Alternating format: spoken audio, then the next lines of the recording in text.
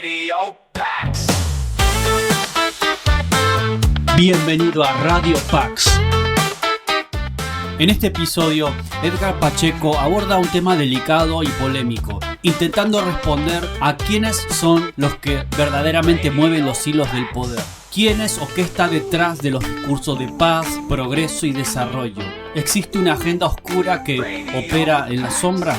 ¿Y de qué manera el luciferismo se ha convertido en la religión de las élites? ¿Es esto todo simplemente una conspiración o cuánto hay de realidad?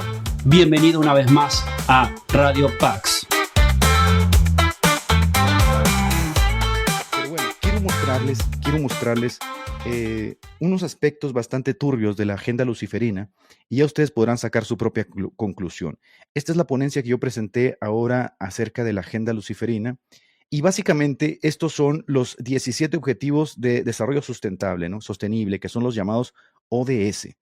Estos famosos objetivos de desarrollo sostenible son los que se presentan como la panacea del mundo del mañana, que te hablan de quitar la pobreza. De hecho, el afiche es muy llamativo, ¿no? Desde los colores ya presenta un afiche muy amigable con el que puedes interactuar, clásico como el arco iris, etcétera. Pero cuando empiezas a investigar el trasfondo de todo esto, te vas dando cuenta de que en realidad hay gato encerrado, ¿no?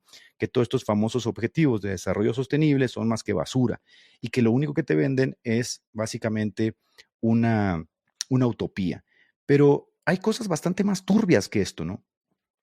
Cuando nosotros empezamos a hablar, por ejemplo, del poder del Estado y del poder de la Iglesia, empezamos a notar por qué los católicos realmente aborrecen no el Estado laico, que aunque sí aborrecen el Estado laico, aborrecen el laicismo, como todos los sismos, porque el laicismo vino a ser el golpe de muerte para el catolicismo romano, que hasta la década de los 60, intentando recuperarse, se insertó en la modernidad con el famoso Concilio Vaticano II. Y hay que entender esto. La única razón por la cual ustedes en Latinoamérica no tienen armas no es porque al gobierno no le guste que ustedes tengan armas, es que ustedes no pueden competir contra el Estado. Esto es lo que Thomas Hobbes llamó el Leviatán. El Leviatán se llama así porque acapara todo. Es decir, es una transacción entre los individuos de una sociedad y el Estado que se conforma para ayudarlos. Entonces lo que dice el Estado es, venga, si tú quieres no tener que andarte cacheteando con tu vecino, si tú quieres que no te maten y los mates, vamos a hacer un trato. Tú me vas a dar todas las armas y tú me vas a dar el monopolio de la justicia y yo te voy a defender. Entonces vas a dejar en mis manos justamente ese poder. Y el poder de la justicia y el poder de la violencia queda en manos del Estado. Se traslada justamente el poder de la sociedad a un ente llamado Estado, que es el que va a determinar el rumbo de la justicia. Esto es lo que se llama Leviatán. Y la única manera, decía Thomas Hobbes, de dirigir semejante poder común es conferir todo su poder y fuerza a un hombre o una asamblea de hombres, que es lo que llamamos justamente el Estado. Ahora, el único que ha rivalizado a la par del Estado, escuche bien lo que les voy a decir, el único que ha rivalizado a la par del Estado como un poder centralizado ha sido el papismo romano. Y eso no se puede negar. Por eso los hispanistas babean cuando sueñan con la cruz de Borgoña y todo eso, porque se imaginan que pueden regresar nuevamente a los estados pontificios, el gran jerarca del Estado Sacro Imperio Romano Germánico, y volver a determinar el rumbo de la sociedad. Pero ciertamente el único que ha rivalizado ha sido el papismo. El Estado con toda su fuerza intenta, acapararlo todo, y eso nosotros lo sabemos, ¿sí?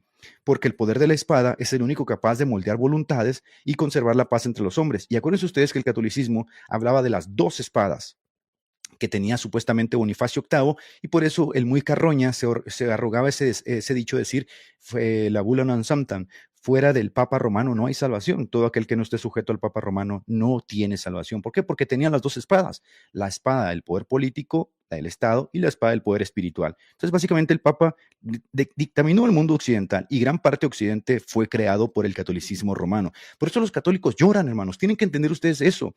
Los católicos lloran porque perdieron ese poder cuando la caída de los estados pontificios, que se los hicieron, como ustedes saben, con Donatio Constantini, se lo robaron, y el papado fue en decadencia cuando literalmente los príncipes se rebelaron. El último clavo al ataúd fue la Reforma Protestante con la rebelión de los príncipes y Lutero poniéndole el clavo a la doctrina que habían creado estos mañosos, y ellos siguen llorando hasta el día de hoy. Entonces, esa secularización que vive Europa en el día de hoy y que se está impregnando en todo Occidente no es sino la transmisión de un poder de un lado a otro poder, al poder a otro lado. No es como que la iglesia perdió el poder sigue ahí, solamente que lo tomó el dominio intramundano de los grandes políticos. Y aquí es donde está el aspecto luciferino, porque esta lucha que hay, por supuesto, entre la iglesia nuestra iglesia, la iglesia cristiana, y también la iglesia papal, ¿no? Porque la iglesia papal se yergue como institución que quiere gobernar otra vez todo.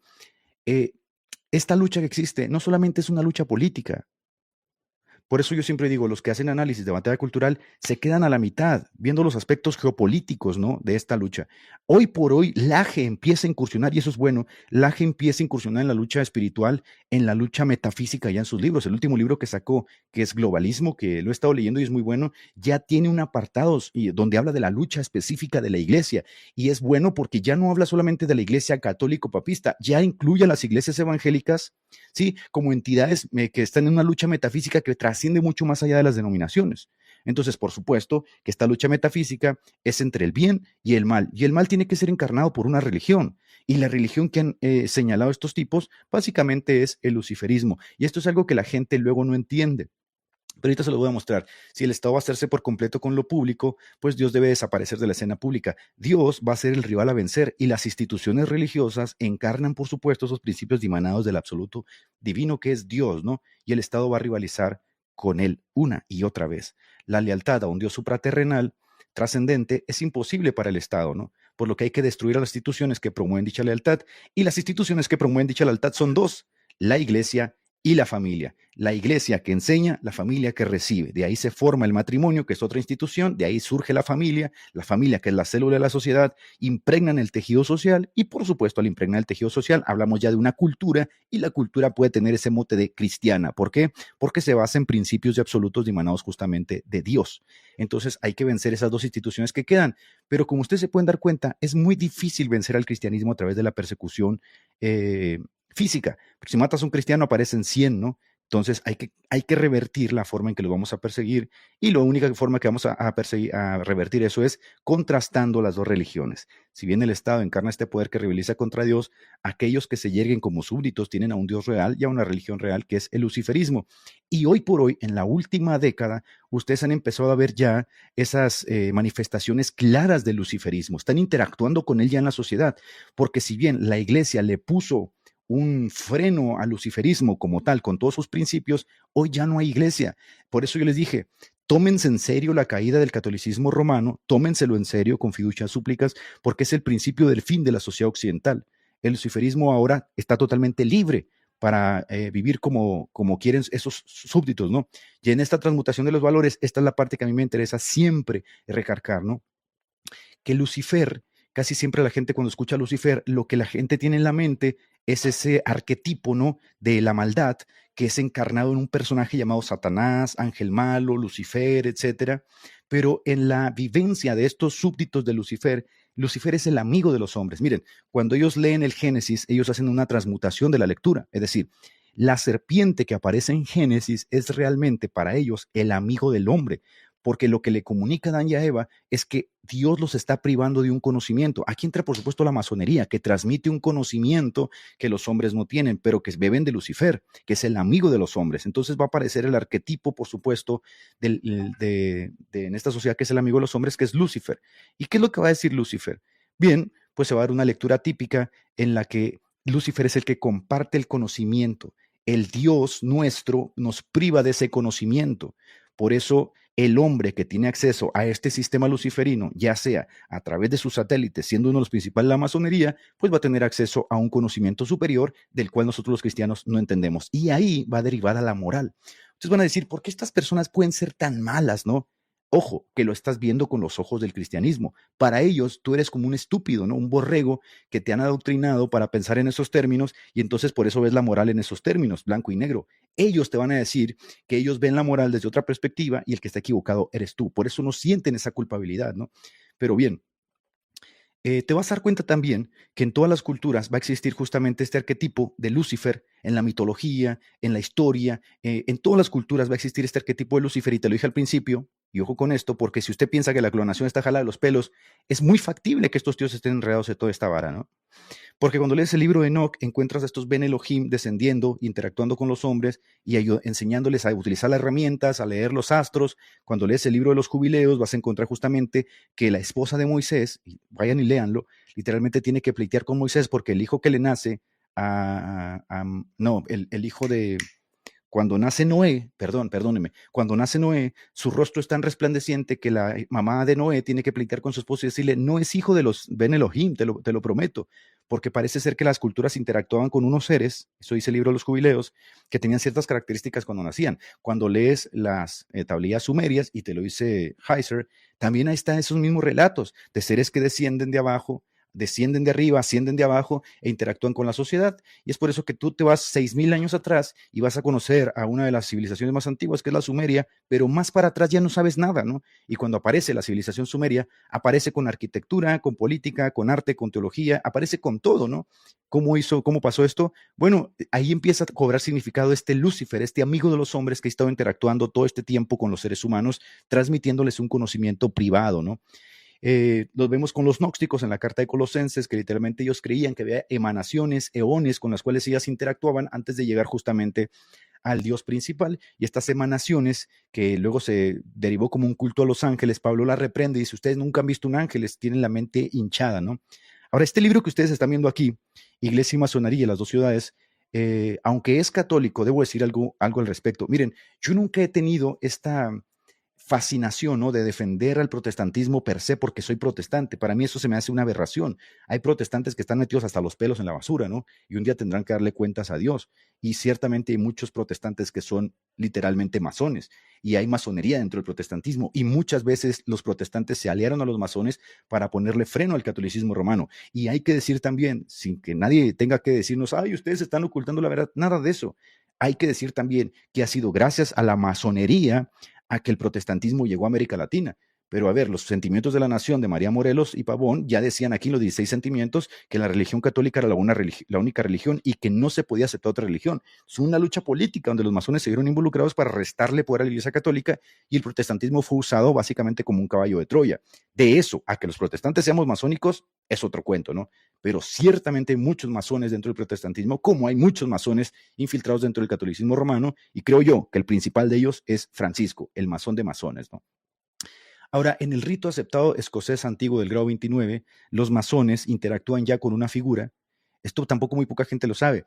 Por ejemplo, a mí me han invitado a pertenecer a la masonería. Para mí la masonería es luciferina, es basura de salida del infierno, ¿no?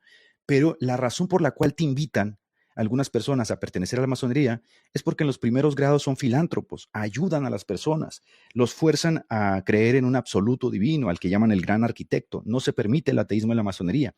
Y la razón por la cual no se permite el ateísmo en la masonería es porque cuando van escalando en los diferentes grados se van a encontrar con Baphomet, se van a encontrar con Lucifer. Entonces, un ateo, ¿cómo va a caer ahí? Va a tener que interactuar con lo espiritual, va a tener que interactuar con lo simbólico, con la cábala, con lo místico. Y en los primeros grados ellos simplemente son filántropos, ayudan, van creciendo en el conocimiento. Y por eso ellos se sienten con la libertad de involucrarte, de invitarte. Los verdaderos masones tienen linajes. Esos son los verdaderos, los que perpetúan los linajes que quedan establecidos en las diferentes familias, llamadas las 13 familias, que ahorita se los voy a mostrar si se desvelan un poquito conmigo. Ahora, en el grado 29 del rito escocés, antiguo y aceptado, que tampoco esto ya es muy conspiranoico, porque ya Albert Pike, ¿no?, que escribió Moral y Dogma y nos reveló toda la basura que hacen estos tíos, el mismo Albert Pike que escribió que tenían que haber 3 guerras mundiales, y el mismo Albert Pike que tenía nexos justamente con la creación del Estado de Israel desde aquel entonces, aunque se jale los pelos Jorge Walters, ¿no?, y se orine, la realidad es que la masonería tiene un nexo muy profundo con la cábala y tiene un nexo muy profundo con el judaísmo. De hecho, son satélites, y ambos han querido desde de larga data derribar a la Iglesia Católica. Y a ver, los caballeros templarios, a los que se les acusaba de adorar esta figura andrógina de Baphomet, van a ser utilizados justamente como el rival, ¿no?, o el arquetipo de el que hace frente a la Iglesia, que termina traicionando a sus propios aliados. En el grado 29 del rito escocés antiguo y aceptado, dice: creed firmemente que lo aprendió hasta hoy es nada en comparación con los secretos que se os revelarán, si sois electo y si no os hacéis indigno. Aquí, en esta parte, en el grado 29 del rito escocés antiguo y aceptado, es cuando el individuo tiene contacto por primera vez con una representación luciferina, Baphomet. Aquí está, Baphomet, el ser andrógino, el macho cabrío, ¿no? Aquí se encuentran. No es que el diablo o Lucifer tenga esta forma, ¿no? Esta es la forma que recogió porque es una inversión de los valores cristianos. El androgenismo va en contra justamente de la moral cristiana. Todas estas señales son una representación viva de toda una transmutación de los valores, ¿no?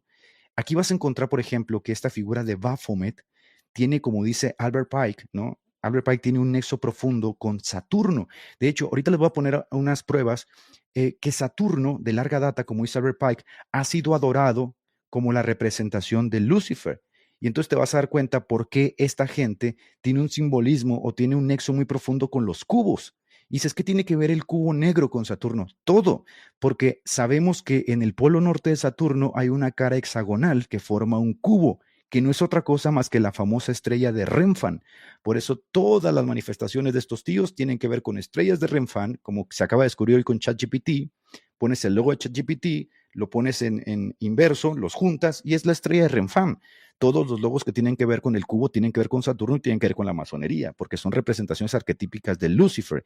Y cuando te pones a investigar, por ejemplo, los nexos que ha tenido la masonería con las sectas, es impresionante. Vas a encontrar ahí a Madame Blavatsky, una de las creadoras de la teosofía y creadoras del New Age, donde andaba metido Huguito Delgado. Y Madame Blavatsky literalmente dice que le da culto al Saturno, ¿no? Madame Blavatsky, que luchó para diseminar justamente el misticismo luciferino. Te vas a encontrar a Elena White de los adventistas, que te vas a encontrar a Russell de los testigos de Jehová, te vas a encontrar a toda esta gente, ¿no?, involucrada, pero también presbiterianos que formaron y fundaron logias masónicas involucradas en esta vaina, ¿no? Héctor, te voy a decir una cosa. Emmanuel Macron es uno de los más altos luciferinos que existen en Europa. Y te lo digo de muy buena fuente. No la tengo aquí, pero en algún momento voy a hacer un live respecto a eso, ¿no? Así que no andas muy perdido en cuanto a Emmanuel Macron. Este libro de César Vidal, que es muy bueno, dice: la cosmovisión de estos masones es confesamente luciferina. Ahora, hay algo que es muy interesante. Si ustedes se fijan, la masonería tiene un compás y una regla, ¿sí? El compás y la regla tienen que ver con el famoso gran arquitecto. Pero no solo con eso, porque en la visión mística, ¿no?, metafórica de los masones, ellos creen que su fundación se debe justamente a, a este Tubal Caín, descendiente, por supuesto, de Caín. Y aquí viene otra cosa jalada de los pelos que creen los masones, y es que literalmente ellos creen que hay dos descendencias, que en el vientre de María, que en el vientre de Eva se gestaron dos descendencias. La descendencia, por supuesto, de Dios, que venía de Adán, y la descendencia de la serpiente. Entonces sí, ellos creen literalmente que Caín era hijo de la serpiente. Eso lo creen estos tíos, y que fue Caín, protegido por supuesto por la serpiente, el que le transmitió todo este conocimiento. Recuerden, cuando leemos el libro de Enoch, nos vamos a dar cuenta que en el libro de Enoch son los Ben Elohim los que les transmiten el conocimiento a los seres humanos y les enseñan a utilizar las herramientas. Ajá. Entonces, ¿qué van a decir ellos? Que el templo de Salomón lo construyó Salomón con el demonio Asmodeo. Y entonces Salomón logró hacer esto, dicen ellos, porque Salomón tenía nexos justamente con los masones, los seguidores de Abel Caín. ¿Y cómo lo sabemos? Porque uno de los personajes del linaje de Tubal Caín es justamente Tiro, ¿no? Y este tío que le ayudó a construir el templo de Salomón. Por eso se habla mucho de el anillo de Salomón. El anillo de Salomón, que ustedes van y lo buscan en Google, va a tener nada más y nada menos que la estrella de Renfán. Ah, esa no te la sabías, querido, ¿verdad? Tú sigues pensando estúpidamente que esa estrellita es la estrella de David. Esa estrellita de Renfán también fue la estrella de Asmodeo, y ese Asmodeo era el demonio constructor, el que le enseñó los principios de construcción a los ahora llamados masones descendientes de Tubal Caín. Y Tubal Caín viene, por supuesto, de la descendencia de Caín, que es de la descendencia de la serpiente. Entonces, para estos tíos, porque hay muchos tipos de masones, estoy hablando de estos, los luciferinos, para estos tíos hay dos descendencias. La descendencia que procede justamente escogida de Dios, que es un pueblo escogido de Dios, que viene de la línea de Set, y la descendencia de la serpiente, que son esos linajes que ellos cuidan muchísimo, ¿sí? Cuidan mucho. Por eso ellos cuidan. Hiram de Tiro, gracias, este tío es descendiente de Tubal Caín. Y por eso tú te vas a dar cuenta que todo lo que rodea la construcción del primer templo de Salomón es muy interesante, porque se supone que no utilizaron herramientas y no hubo sonido de ninguna herramienta mientras lo construían, ¿no? Entonces, estoy hablando porque hay varios tipos de masones. Estoy hablando de la parte metafórica, simbólica, mística de los masones, que son luciferinos y que ven a Lucifer como el arquetipo que les ha transmitido el conocimiento. Por eso, y nada más por eso, en la Edad Media, las grandes construcciones, cuando se querían llevar a cabo, querían justamente a los grandes maestros masones, porque los grandes maestros masones tenían conocimientos de construcción que nadie más tenía. Y vas a ver por eso que uno de los tratos es que cuando ellos construyen una de esas grandes fortalezas, catedrales, van a dejar su simbología por todas partes. Si hay gente de aquí de México, vaya un ratito, por favor, ahí a la iglesia de Guadalajara, ¿sí? Y van a darse cuenta justamente que la iglesia de Guadalajara, de Jalisco, la iglesia más grande de Guadalajara, está hecha por masones, desde el piso, obviamente cuadrado, ¿no? Que es alusión justamente al tabernáculo masónico, hasta el ojo que todo lo ve, el mismo que encuentras en el billete de $1 que dice un nuevo orden secular. Y sí, porque los maestros que fundaron la nación estadounidense no eran protestantes, eran masones. Entonces, ahí te estoy despertando solamente para que lo sepas. Y aquí, como dice César Vidal, sí, Lucifer es un personaje positivo que ha revelado la luz al género humano. Entonces tú, para ellos, no gozas del pleno conocimiento, porque ese pleno conocimiento, según ellos, te lo negó a ti Dios cuando le dijo a Adán y Eva, no coman del árbol del conocimiento del bien y del mal, porque moriréis. Y aquí dice entonces, ella la lectura que hacen de Satanás es básicamente esta. Ese conocimiento que Dios le negó a Adán y a Eva, nosotros lo tenemos por causa de Lucifer, la serpiente que lo tenía. De manera que ellos difunden una doctrina espiritual peculiar que ocasionalmente la veremos apareciendo a lo largo de la historia de la masonería. ¿Ves?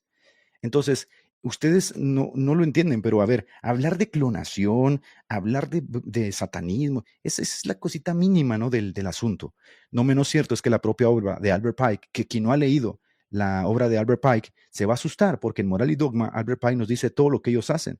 Y acá, mira, acá viene un becerro, ¿no? De Elena White, que se llamaba profetisa, ¿no? Y que igualaron las profecías de esta burra al nivel de la Biblia. Acá vienen a defenderla sin saber realmente de qué va la vaina. Por eso les digo, hay que ser muy objetivo y muy crítico para decir, incluso en el protestantismo ha habido muchos masones y ha habido fundadores de logias masónicas que han sido presbiterianos, luteranos, etcétera, que han estado metidos hasta las manitas en este asunto.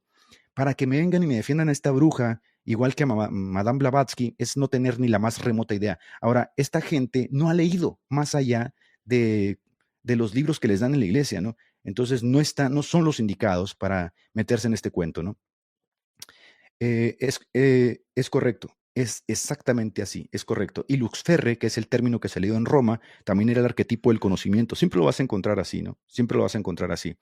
No menos cierto es que la propia obra de Albert Pike apunta a un luciferismo concebido como un culto a Lucifer, un ser espiritual positivo que habría revelado los secretos mistéricos de la luz a un sector escogido de la raza humana. Ojo aquí, porque quien piense que los masones son superiores son estúpidos. No es así. Los masones no son superiores. Cuando hablamos de un sector escogido de la raza humana que tienen un conocimiento superior, hablamos, por supuesto, de los linajes escogidos y de las grandes familias como los Windsor, ¿eh?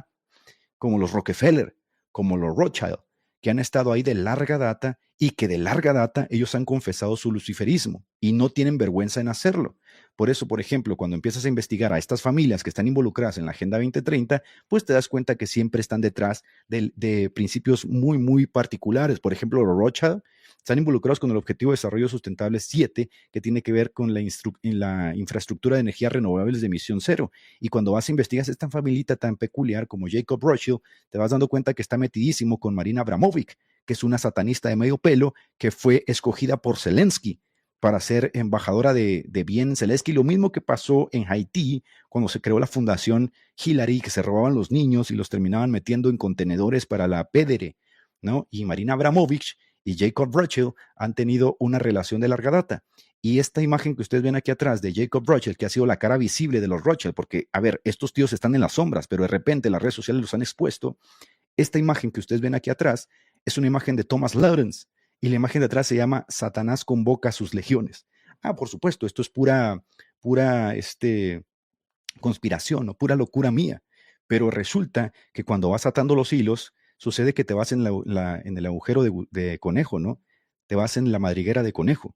Esta señorcita que ustedes ven aquí, Marina Abramovich, es un personaje que en la última década ha salido a la palestra por un caso muy específico. Esta señora realiza las famosas cenas espirituales, ¿no? Las famosas cenas espirituales. Y entonces te vas metiendo a la madriguera de conejo y te vas dando cuenta que el simbolismo siempre va a estar ahí, ¿no? Siempre va a estar ahí. Es una supuesta artista conceptual satánica que organiza para los grandes empresarios, actores y de Hollywood y del mundo artístico y del mundo musical, las llamadas cenas espirituales. ¿Y qué son las cenas espirituales? Te preguntarás. Bueno, yo te lo voy a decir. Las cenas espirituales son alusiones caníbales, así tal cual.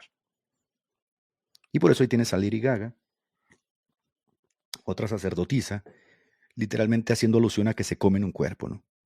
Y aquí vas a encontrar a toda la élite de Hollywood. Ahí lo tienes, una cabeza en la mesa, un cuerpo en la mesa. Hacen alusión. Que yo tengo imágenes, escuchen lo que le voy a decir. Yo tengo imágenes no alusivas.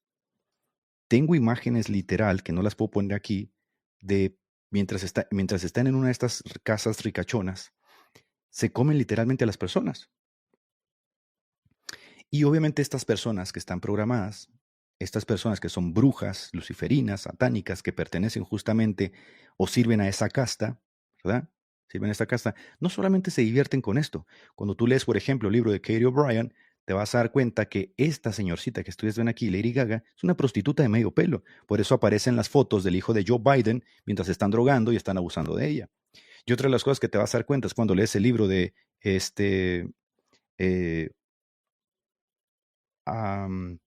Fiona Barnett, que no solamente se divierten haciendo alusiones canibalescas, sino que cuando empiezas a meterte al asunto de los clubes, como el club Bohemian Grove, ¿no? Que incluso en la serie de House of Cards nos hacen alusiones a que sí se reúnen los grandes empresarios en el bosque de Bohemian Grove a lavar el búho de Minerva, sueltan a los niños y los persiguen en el bosque y los cazan. Y entonces empiezas a dar cuenta de que es toda una basura, ¿no? Tengo unas fotos tétricas que en algún momento me hicieron llegar, porque mucha gente ve estos lives, ¿no? Les gustan bastante. Y un día me ya hicieron llegar unas fotos tétricas de una mansión donde están devorando a una persona, literalmente cocinada. Y es aberrante, es asqueroso. Y bueno, alguna vez se las pasé a algunas personas y tuve que quitarlas porque son asquerosas, ¿no? Son caníbales, literal. No es broma, son caníbales, ¿sí? Y esta señorcita, Abramovic, resulta que aparece en los famosos correos de los Clinton. Recuerda usted que Hillary Clinton destruyó más de 30,000 correos antes de que le cayera la ley porque iba a ganar Donald Trump. Y cuando se dio cuenta que ya no había punto de retorno, los destruyó. 30,000 correos que Julian Assange sacó a la luz. Y en muchos de estos correos aparece esta señorcita que acá está con los Rothschild, que está involucrada en la Agenda 2030. Aparece esta señorcita, Marina Abramovich, aparece justamente invitando a las grandes celebridades como Barack Obama, como los Podesta, Tony Podesta y su hermano Podesta, los invita justamente a las cenas espirituales, ¿no? Que esta es la parte visible para ir familiarizando a las personas con lo que hacen, pero en la parte oscura ustedes ya saben lo que hacen, no necesito decírselos. Ellos literalmente se hacen unas buenas botanas con, como dijo Kanye West, con esas personas que desaparecen ahí de repente de Hollywood, ¿no? Bueno, saquen ustedes sus propias conclusiones. Aquí la tienes, por supuesto, siempre haciendo sus alusiones de arte conceptual, porque sobre texto del arte conceptual hacen un batidero y empieza a darse la fuerte conexión entre el luciferanismo y la clase política y la clase empresarial y la clase actoral, y se va haciendo evidente, ¿no? Lo que advierte entonces, como les dije al principio, que la Agenda 2030, que te lo venden con un afiche muy llamativo, de colorcitos, muy amigable, en realidad es una lucha metafísica que se da entre las dos entidades, ¿no? Que existen actualmente, que son la iglesia, que está en los tramos finales de una revolución que la destruyó, y estos luciferinos. Ahora, noten ustedes la posición en la que está aquí Marina Abramovich, ¿no? Muy interesante, esta posición simbólica mientras está frente a un supuesto cadáver. Esta posición la vamos a volver a encontrar. Les cuento algo, el día que estuve en la UCEL, la Universidad Bautista, allá en Perú, ciertamente estaba yo dando esta conferencia y de la nada mi botella de agua salió volando. Se los digo, de verdad, sin bromas. Sin bromas, sin bromas. Tenía yo mi botella de agua, no había viento, no hay nada, estamos en una sala cerrada. Y cuando hice alusión al cuadro de Thomas Lawrence, por ahí anda el video para quien quiera verlo, de la nada mi botella salió volando. Entonces, por supuesto que este tema, pues es un tema que fomenta, ¿no? Cierta oscuridad y ya saben ustedes a qué fuerza nos estamos enfrentando. Ahora, quiero que ustedes noten que esta lucha metafísica trasciende más allá de nuestros esfuerzos políticos. Lo que les presenté ahorita de la clonación les puede parecer muy jalado de los pelos, pero yo creo que hay mucho más que no sabemos, ¿no? Pero quiero que vean la posición en la que está Marina Abramovich, que como ustedes ya se dieron cuenta, está involucrada full con toda la clase actoral y política del mundo, ¿no? Y aquí resulta que John Podesta, que es el asesor de campaña de Hillary Clinton, con profundos vínculos con Marina Abramovich, está en la misma posición. No he logrado descifrar qué caramba significa esto del 14 y el PES, pero por supuesto ellos se relacionan así, ¿no? Con Sí, de verdad, no les estoy mintiendo. Por ahí alguien debe de tener el video, alguien lo debe de ver. Nos dio risa en un principio, ¿no? Porque estaba haciendo alusión justamente a este tema y de la nada la botella salió volando. Y pues obviamente uno no es tonto, ¿no? Para saber que esas cosas no suceden nomás porque sí. Entonces, no he descubierto qué significa esta alusión del 14 y el pez, porque ellos se comunican de forma simbólica. Hay videos nauseabundos de este perro que están viendo aquí, que un día el Señor le va a dar su merecido, pero ciertamente ahorita ellos tienen el poder. Y John Podesta tiene un hermanito muy peculiar, ¿no?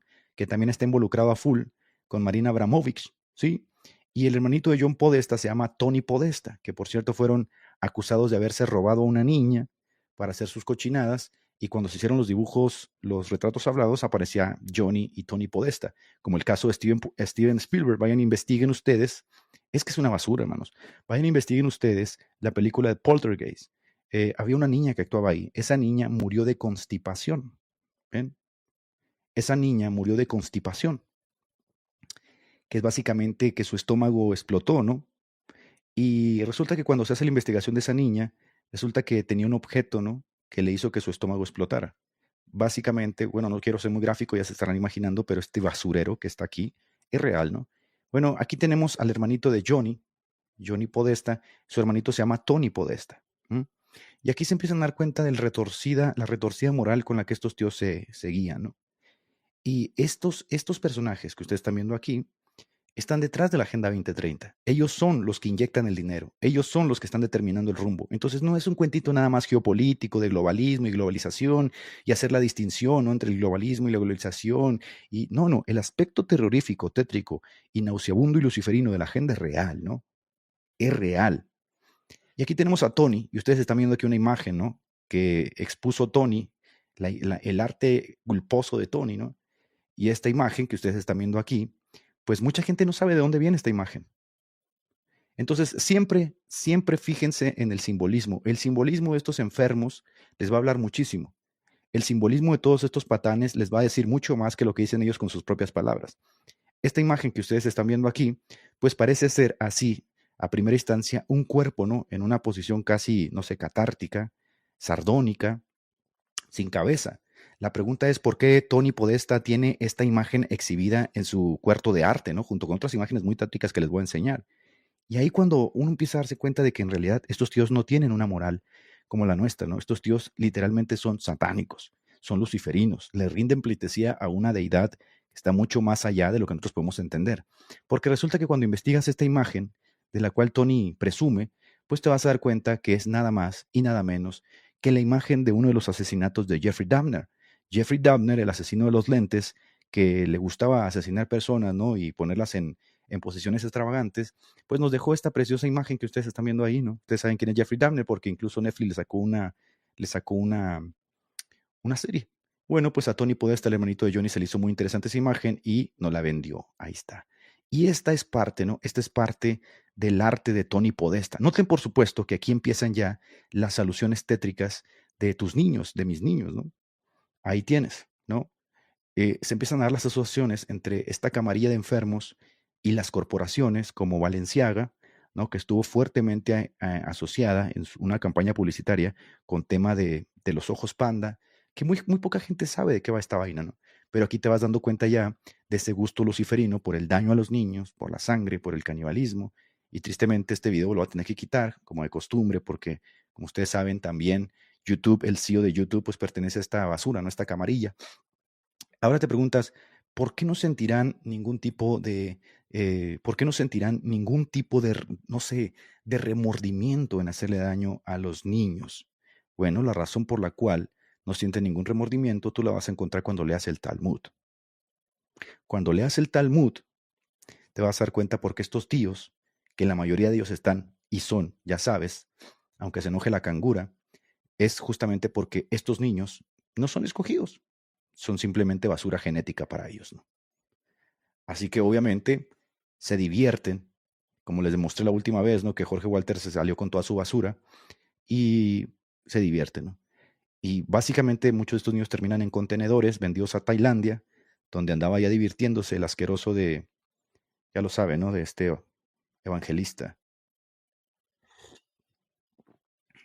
Pero bueno, vamos a continuar. Aquí está parte de la exposición de arte, ¿no? De Tony Podesta. Y ustedes van a encontrar siempre, lo que les digo yo es siempre, fíjense en los símbolos. ¿Qué encontramos? Pues encontramos, obviamente, niños amarrados de espalda, con marcas de violencia, zapatos rojos, ¿verdad? Amarrados en piscinas sin agua, sueltos en el bosque. Encontramos a niños siendo llevados por demonios en jaulas, niños interactuando con entidades deformes, demoníacas, niños amarrados. Y obviamente siempre va a estar Tony, Johnny y John Podesta en medio de esto, ¿no? Entonces, siempre cuando ustedes oren, acuérdense de los niños, ¿no? Esa es una de las cargas que yo tengo y la verdad es que, me da, no sé. Están los Rockefeller, ¿no? Que es otra de las familias que está involucrada en la Agenda 2030, sobre todo con el Objetivo de Desarrollo Sostenible número 7, que promueve el acceso universal a servicios de salud sexual y reproductiva, que incluye la planificación familiar y la educación sexual. Y por esto, obviamente, así en palabras llanas, es aborto y ideología de género, ¿no? La idea es básicamente denigrar a las castas bastardas, ¿no? Que no pertenecen al linaje escogido, hacer una suerte de comuna bastarda que ellos puedan direccionar, y la única forma es, pues, pervertirlos desde temprana edad, antes de los 12 años de preferencia. Si logran pervertir a tu niño o tu niña antes de los 12 años, te ganaron la batalla. Por eso yo siempre les digo, tómense en serio el cuento de la educación, porque luego no van a andar quejándose que el pastor, que hay que llevarle a un campamento. 12 años, la batalla se está librando en este momento. Y los Rockefeller, para quien no sepa, aquí yo les pongo una cátedra de Josep Barona, que es del Instituto de Historia de la Medicina de la Universidad de Valencia, en España, una cátedra que tiene que ver con cómo la familia Rockefeller creó la industria farmacéutica. Y la industria farmacéutica que tú conoces el día de hoy fue financiada y formada desde las universidades por la familia Rockefeller con miras a mantener una perpetua enfermedad en la sociedad para sacar ganancias. Y bueno, no hay que ir muy lejos porque tú lo viviste ahora con las grandes compañías farmacéuticas como la vacunación, ¿no? Por eso cuando se hacen nuevos descubrimientos, por ejemplo, el dióxido de cloro o la ivermectina o otro tipo de descubrimientos que resultan ser muy beneficiosos para la sociedad, lo primero que van a hacer es escracharlos y tenerlos por conspiranoicos y por estúpidos, porque lo que ellos pretenden es justamente mantener a flote la industria farmacéutica que fue creada por los Rockefeller. No es conspiración. Ve a Google, ve a YouTube y te vas a encontrar hoy por hoy con toda la gran información respecto a cómo los Rockefeller modelaron la industria farmacéutica, así como el día de hoy no es conspiración que la asociación o la fundación Melinda Gates de Bill Gates está modelando el nuevo rumbo de la carne, metiendo su cochina carne sintética y haciéndose con la mayoría vastamente de las tierras de Estados Unidos, ¿no? Y esas tierras, obviamente, muchos de ustedes no las saben, que la mayoría de tierras de cultivo actualmente se usa para alimentar a las vacas.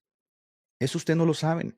Entonces, si compras la mayoría de tierras de cultivo, no hay alimento para las vacas y por eso te venden el cuento que son los pedos de las vacas los que están acabando con el oxígeno y la capa de ozono, ¿no?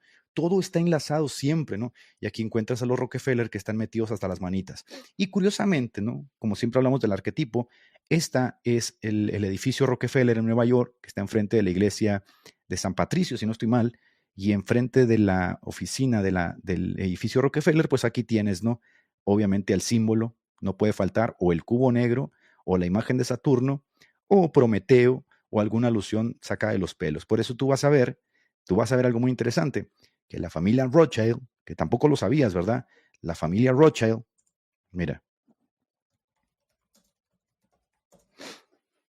aquí te lo voy a poner yo para que te despiertes, porque te veo un poco dormido.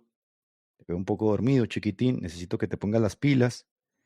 Por eso la familia Rothschild, que literalmente profetiza los tiempos, porque ellos son los que los modelan, te va a poner lo siguiente, ¿no? Siempre acuérdate del simbolismo, y si te acuerdas del simbolismo, va a ser mucho más fácil que detectes a estos perros, ¿no?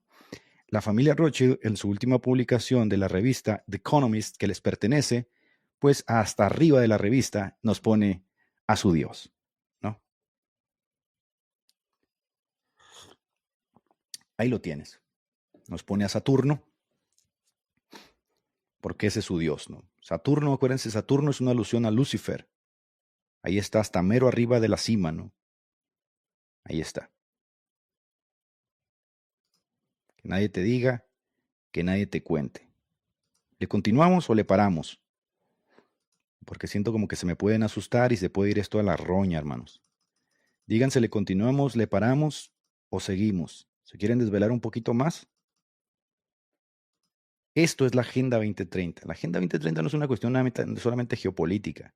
La Agenda 2030 tiene un basural metido en medio y es justamente Lucifer detrás de estos perros, ¿no? Entonces ya te vas dando cuenta por qué para ellos era muy importante derribar a la última institución que podía en bloque hacerles frente, que era el papismo romano. Por eso yo siempre les decía, este perro de Sacroperro y Santiago Alarcón piensan literalmente que nosotros somos el enemigo a vencer, los cabezones, ¿no?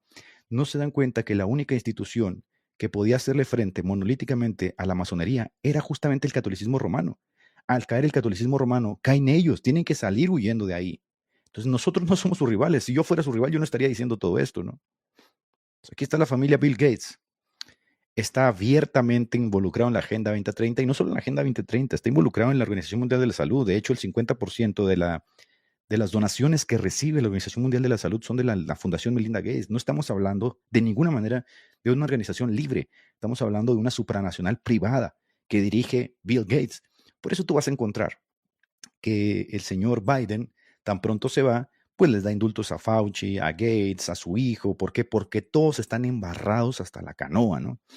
Y te vas a dar cuenta que Bill Gates promueve algo muy interesante que se llama la agricultura sostenible. Todo esto son eufemismos baratos, ¿no? Y lo promueve a través de la Fundación Gates y su compromiso con el Objetivo de Desarrollo Sustentable número 3 de la Agenda 2030. Y la Fundación Gates es hoy por hoy el mayor contribuyente privado de la OMS. Pero más allá de eso, que te quiere hacer comer insectos, te quiere hacer comer insectos. No solamente porque sería un gran beneficio económico para él, el que compre su carne sintética y sus cochinos insectos que ya se empiezan a vender en los supermercados, sino porque hay una serie, hay una suerte de visión infrahumana que quieren para ti, ¿no? Es decir, hay que meter a la casta debajo del nivel infrahumano para que al acabar con su dignidad, ellos puedan ser mucho más domables. Acuérdense ustedes de el asunto del condicionamiento, ¿no? Cómo van jugando con el condicionamiento de la sociedad. Y aquí ustedes tienen que hoy por hoy Gates promueve abiertamente las vacunas y la llamada agricultura sostenible a través de la Fundación Gates. Y hoy por hoy Bill Gates es el mayor contribuyente privado y el mayor terrateniente de Estados Unidos. Es el que posee más tierras en Estados Unidos y tierras sembrables. Y tú dices así, ¿qué carambas tiene que ver esto? Por supuesto que él tiene que ver con esto, porque si te quiere vender insectos y comida artificial, tiene que quitar el sustento, la cadena de sustento de las vaquitas, porque las tierras de cultivo, no creas que para venderte maíz, no, estas tierras de cultivo se utilizan para alimentar el ganado, para abastecer la demanda de carne. ¿Ah? Entonces ahí te vas dando cuenta, van atando los cabos y te vas dando cuenta cómo se empieza a ir pudriendo todo, ¿no? Por eso te lo dicen abiertamente, ¿no? Que las naciones ricas deben cambiar por completo a la carne sintética.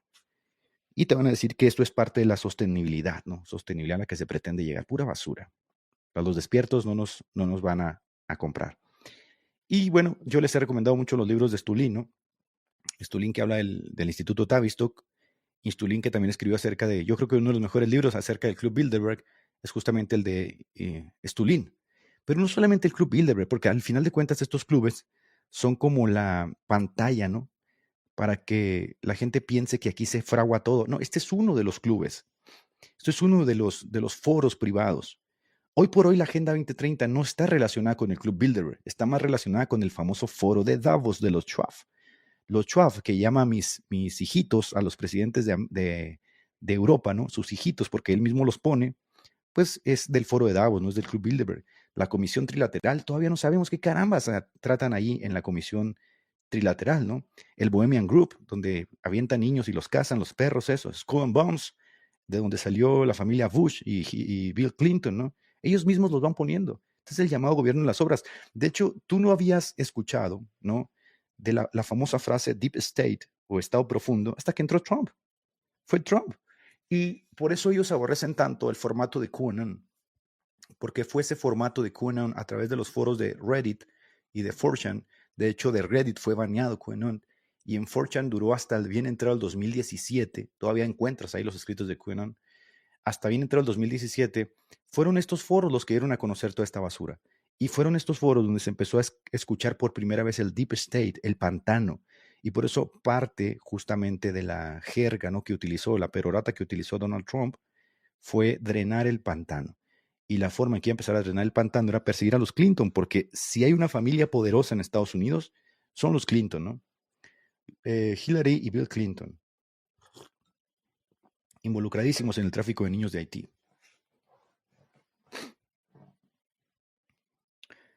Continuamos. Esta es la realidad, ¿no? Cuando las personas dicen que, ¿qué podemos hacer? Hermano, ¿pero qué podemos hacer? Nada, cabezón, nada, nada. Estamos hablando de instituciones. Por eso yo les decía siempre, ustedes piensan, ¿no? Sacroperro y toda esa bola de mandingos piensa que nosotros somos los rivales y que si ganan a un alma para el catolicismo, entonces nos va a afectar. Son unos cabezones, de verdad. Esta es en realidad la estructura de poder, estructura de la pirámide, la estructura de la pirámide del billete de dólar, ¿no? Esta es la estructura real. Hasta mero abajo estás tú y estoy yo, el ciudadano de a pie, el trabajador, el maquilero, el funcionario laboral que trabaja 8 o 10 horas para llevar el sustento a la casa. Ahí estamos. Arriba de nosotros está el gobierno en cualquiera de sus formas, ¿no? Ya sea que le vayas a Milei o le vayas a Bukele o le vayas a Trump, arriba de ti siempre está el gobierno. Y aquí entra el Leviatán de Hobbes, ¿no? Ellos controlan porque tienen el monopolio de la violencia. ¿Qué puede hacer una persona? ¿Marchar? ¿Dar un cacerolazo por las calles? No puedes hacer nada, absolutamente nada, ¿no? Vives con la ilusión, vivimos con la ilusión de esa panacea llamada democracia, ¿no? Estás esperando que lleguen los 4 años para votar, ¿no? Para votar a otro candidato, para que medio nos ayude a salir de la desfase, ¿no? No hay nada que puedas hacer. Sí, me refiero a que enfrentar a estas instituciones nada. Por eso nosotros tenemos y creemos que el Apocalipsis es un libro de consuelo. Por eso termina diciendo Maranata, ven Señor Jesús. Después de hablarnos justamente de cómo funciona el mundo, nosotros entendemos que la historia tiene que ser lineal sí o sí. Si la historia no fuese lineal, ay de nosotros, ¿no? Ay de nosotros, pero la historia es lineal y al final nosotros triunfamos. Y esa esperanza mantiene al creyente justamente en medio de persecuciones, en medio de sufrimientos, en medio de calamidades, sabiendo justamente que al final el Señor regresará y pondrá a todos los enemigos bajo sus pies, que son todos estos reyes, todos estos reyenzuelos, todos estos empresarios, todos estos ricachones, que destruyen no solamente la tierra, sino destruyen a los seres humanos. Después, arriba del gobierno, aquí está Trump en el gobierno, está la corporatocracia, ¿no? Todas las transnacionales, las supranacionales que determinan el rumbo de los gobiernos. Tú no te puedes meter con Coca-Cola, tú no te puedes meter con Nestlé, tú no te puedes meter con las grandes filiales, ¿no?, que determinan el rumbo de la economía. La política interna de los países actualmente en el mundo globalizado se dictamina por las grandes corporatocracias, ¿no?, por las grandes empresas, por las grandes transnacionales.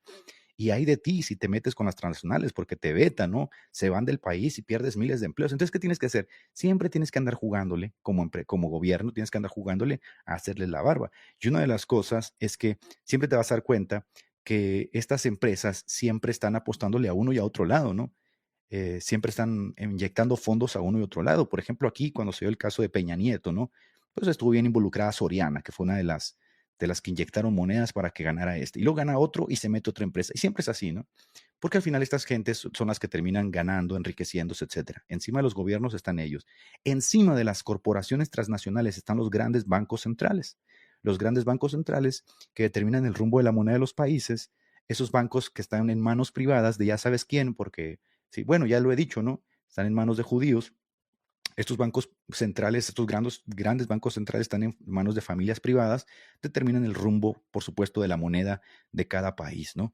Entonces, si se fijan, va avanzando la pirámide y estamos mero abajo. Después de ellos están las dos supranacionales por excelencia que determinan el rumbo de sus bancos centrales, que son el Banco Mundial y el Fondo Monetario Internacional, que también determinan la política interna de los países. Y está más claro con lo que sucedió en Argentina, con los grandes préstamos del Fondo Monetario Internacional que determinaron el rumbo, por supuesto, moral de la política interna del país, como sucede en todos los países.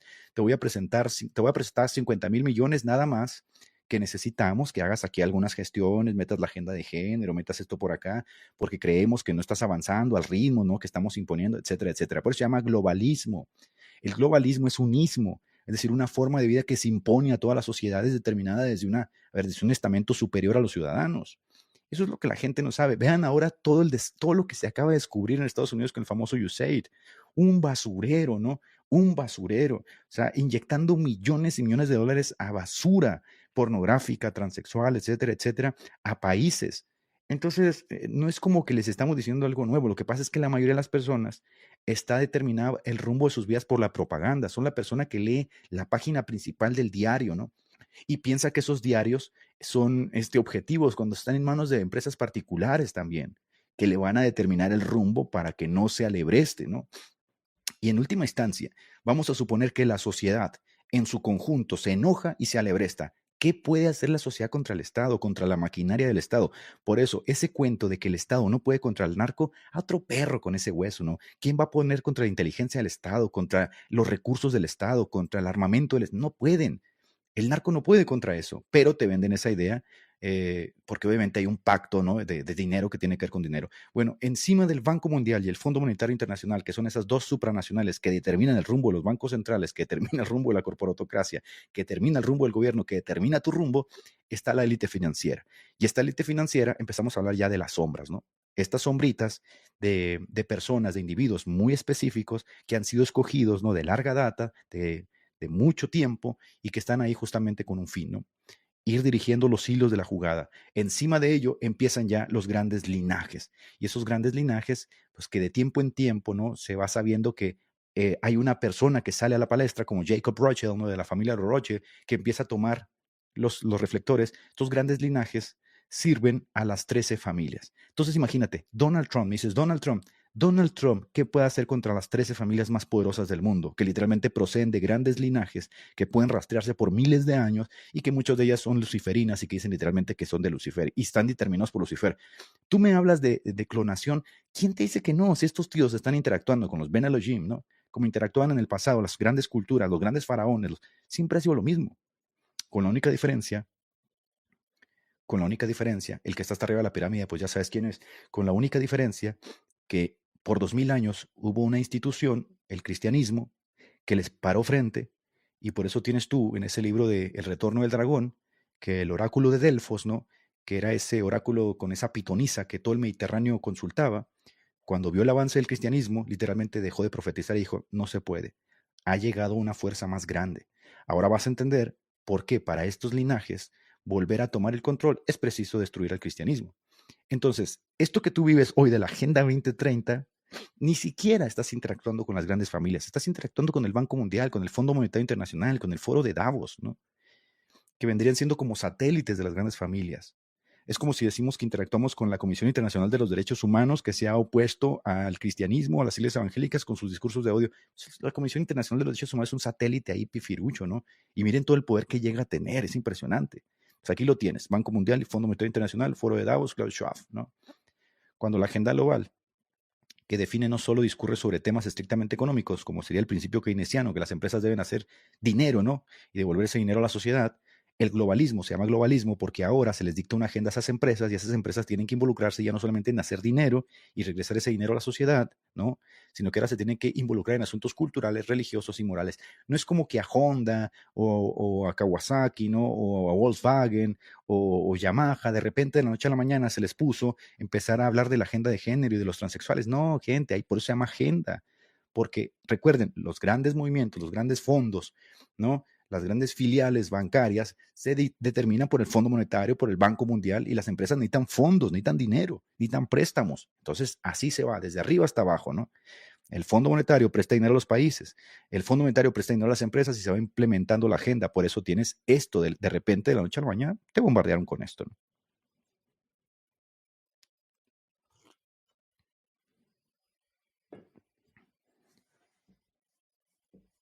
Ahora, yo sé que muchos tienen la confianza en Trump. Ciertamente Trump va a poner como un freno, pero para mí es como una suerte de control necesario para que luego se venga con todo, ¿no? Lo que va a suceder.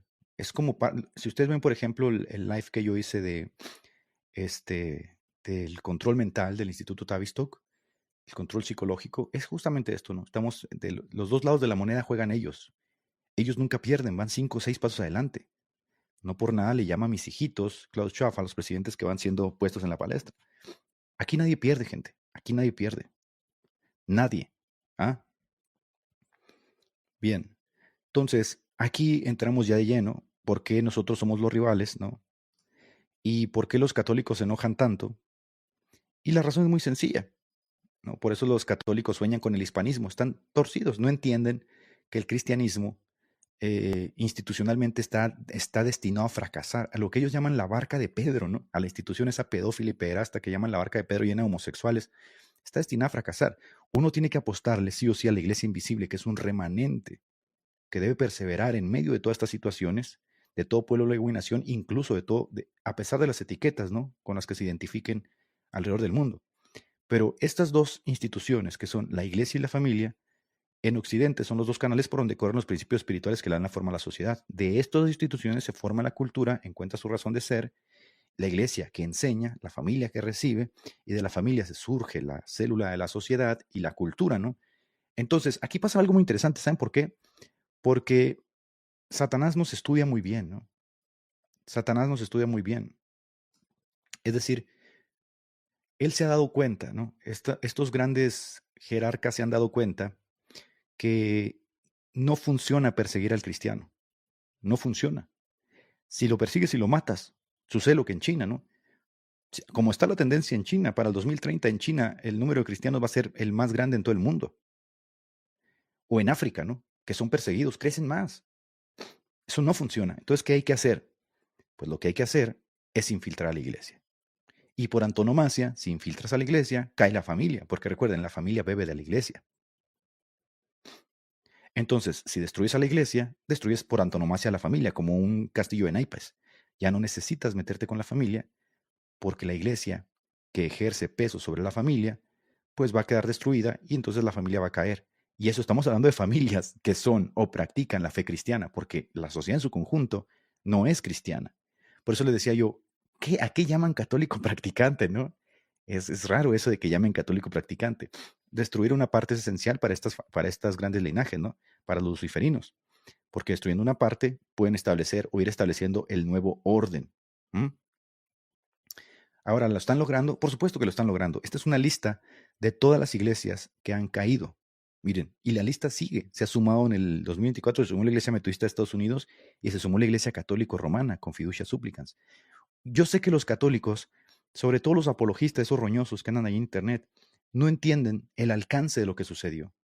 Como están ciegos porque piensan que esta es una lucha, ¿no?, entre católicos y protestantes, los cabezones, piensan que el fin de ellos es ganarle los debates a los protestantes, no dimensionan lo que está pasando. Para dimensionar lo que está pasando tendrían que tener una mínima noción de geopolítica y ver a la iglesia como una institución anclada a la sociedad, pero no la ven así.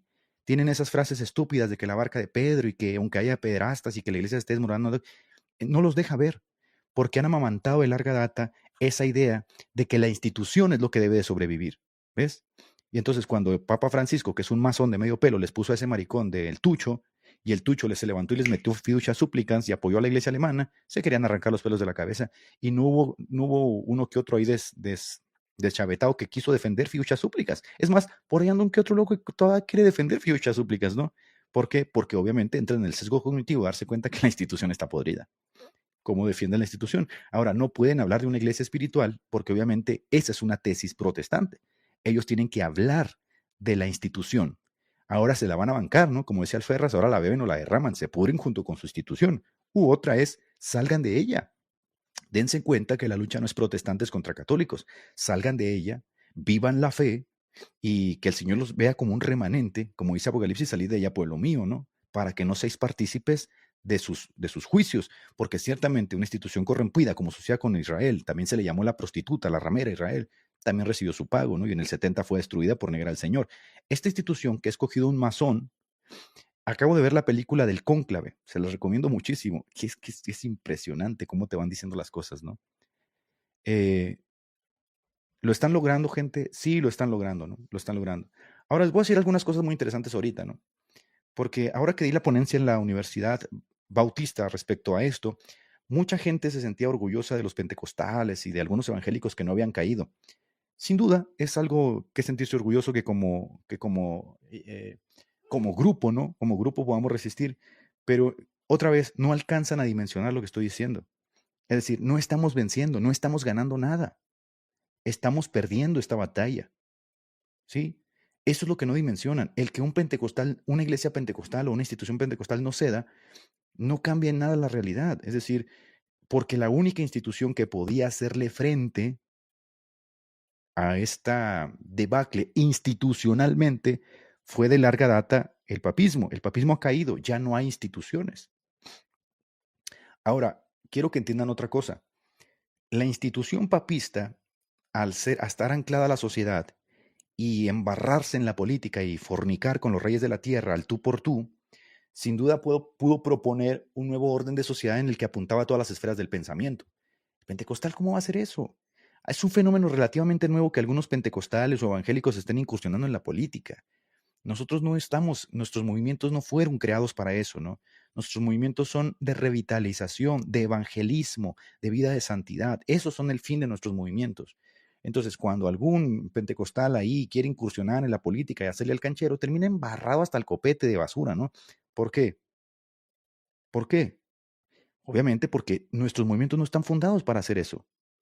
Y ya ven lo que pasó con la iglesia papista, se metió a la política, se metió a todo ese basurero y tenemos papas fornicarios, papas pederastas, papas masónicos, antipapas, un basural en su historial, justamente porque no hemos sido llamados a eso.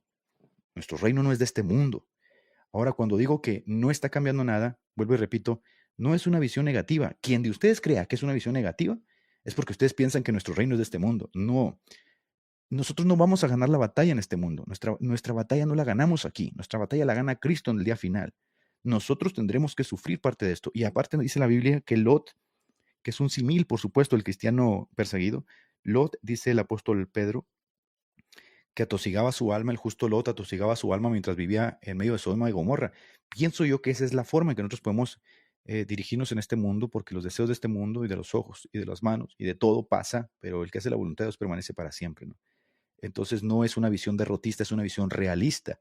Estoy situado en la realidad de que Dios no me mintió, Cristo no me mintió cuando dijo que yo era una manada pequeña y que sufriríamos persecución. Yo no estoy aquí para ganarle a Macron y luchar para quitarle el poder a Soros ni toda esa basura, ¿no? A mí no me interesa que se peleen por el poder, que hagan lo que hagan. Nosotros, los que hemos recibido el Espíritu Santo, tenemos la unción del Santo y no nos van a engañar. Por eso yo no sé si ustedes logran ver la elección aquí o no la logran ver, pero aquí está la elección de Dios, aquí está la perseverancia de los santos, ¿no?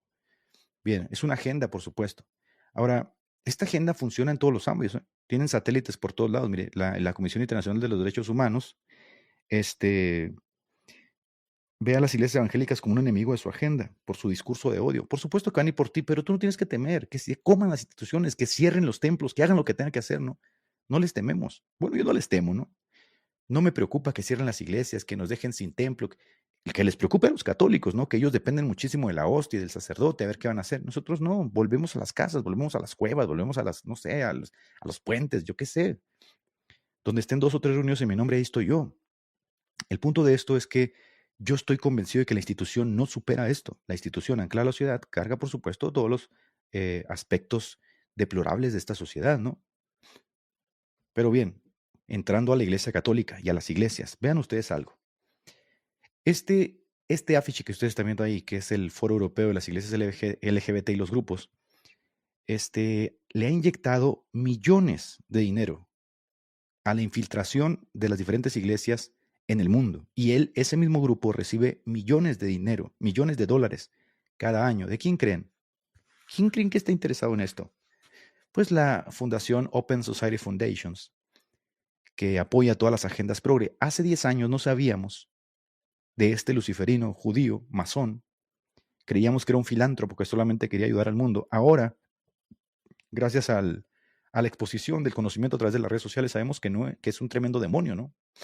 Porque quien está detrás de la Open Society Foundations es nada más y nada menos que esta rata, Soros, que tuvieron que sacar su Universidad de Hungría, que Hungría está teniendo una revitalización y una cohesión con sus individuos a través de la iglesia, toda Europa del Este. Tuvieron que echar a patadas a esta rata, ¿no? Porque se dieron cuenta de que este tío está envenenando la cultura a través de todas sus asociaciones con las que le inyectaba millones de dólares, diciendo literalmente que todos sus millones de dólares estaban hechos para destruir Occidente. Y cuando habla de Occidente, ¿a quién creen que se refiere? Se refiere al cristianismo. Bueno, esa rata nos va a dejar, por supuesto, a su cría, que lo ven ahí, a su hijito, ¿no? Ese bandido que está ahí atrás de él, que dicen que viene recargado. O sea, si Soros era una rata de medio pelo, pues este está el doble. Y aquí es donde uno dice, caramba, pues que los católicos estarán ciegos o no verán, ¿no? que a esta rata inmunda es recibida como apóstol en la Iglesia Católica, ¿no? Con risas y algarabía y fotos, fornicando con los reyes asquerosos de la tierra, estos que destruyen al ser humano, a los niños, al mundo, a la sociedad. Ahí lo tienes, ¿no? En el 2024, la Iglesia Católica Romana aprobó a través del documento Fiducia Supplicans la bendición a parejas homosexuales, rompiendo así con 2000 años de tradición respecto al tema. Y bueno, aquí es donde uno dice, ¿dónde están esos grandes papas del pasado, no? Que hablaban de la infiltración, que hablaban del humo de Satanás, que escribían encíclicas contra la masonería, contra todo. Nada, gente. Yo por eso les digo, hay que estar estúpido, ¿no? Hay que ser ciego, descaradamente ciego, para no ver esto. Por eso mi respeto para Horacio Justo, porque por lo menos ve y es coherente y dice, no, esto ya se pudrió, ¿no? Pero para todos esos mamarrachos que lo critican, porque piensan que la guerra es protestantes contra católicos, a ver, nosotros podemos debatir católicos contra protestantes sin problema, porque la teología da para debatir. Pero luego cerrar los ojos y decir, nada, todo, no pasa nada, la barca de Pedro, no, hay que estar tonto de verdad, no darse cuenta de lo que está sucediendo. Se van a hundir ustedes y su barca. Y aquí tenemos que cuando empieza la gestión de Francisco, ¿verdad? Cuando empieza la gestión de Francisco, una serie de obispos, cardenales y sacerdotes conservadores como Vigano empiezan a alzar la voz y empiezan a decir, oye, esto como que tiene un dejo de masón, ¿no? Su encíclica Fratelli Tutti, como que eso de meter la Pachamama al Vaticano y escribir Laudato Si, o Amore Leticia, o Fiducia Suppli, como que eso no está pintando nada bien, ¿no? ¿Y qué hicieron con Vigano? Se le pinta de aquí, ¿no? A patadas lo echaron. Y luego se levanta Stirkland, ¿no? O Monseñor Schneider. ¿Y qué pasa?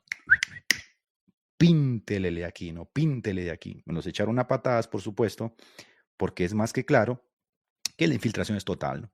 Sin precedentes.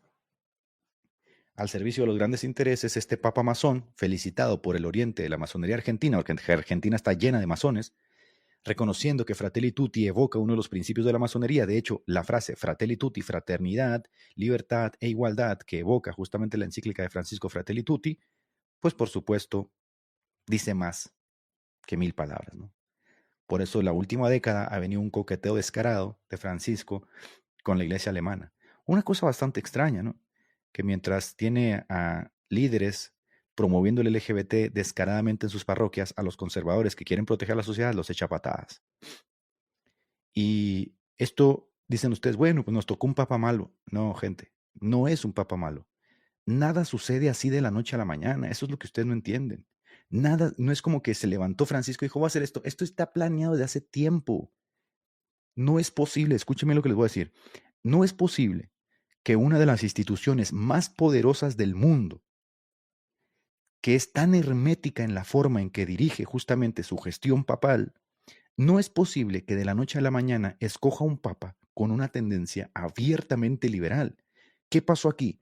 Aquí obviamente entró el triunfo del lobby gay. Aquí entró el triunfo del lobby gay. Y les voy a decir cuál es mi tesis. Miren, está muy jalada de los pelos, pero después de lo que he investigado de Puff Daddy, de Epstein y de toda la pederastía en la que están involucrados estos tipos, les voy a decir qué pasó aquí y qué es lo que está pasando en el Vaticano. Y se los voy a decir así de frente para que vean.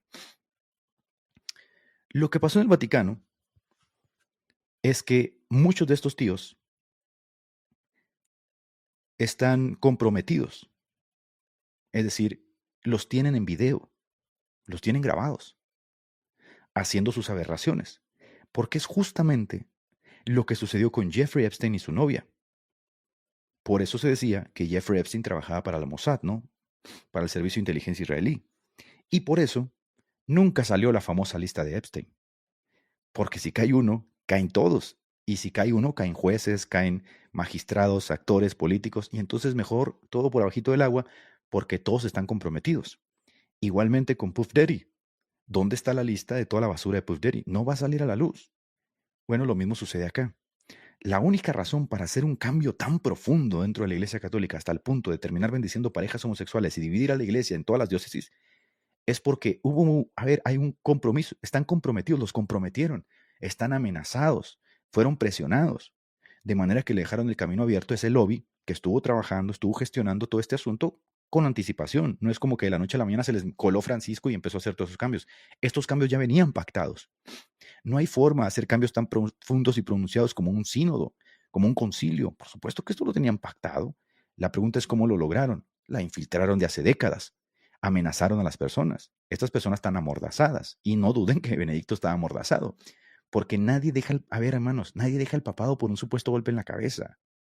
A ver, Juan Pablo II terminó el papado babeando como San Bernardo, no podía ni hablar. Y me van a decir que Benedicto se cayó en México y, ay, me golpeé la cabeza, ya no puedo ser papa. Nah, otro perro con ese hueso. A otro perro con ese huesito de Chuchito Beagle, a otro perrito, ¿no? No se las compramos, gente, no se las compramos. Estamos bien black pillados.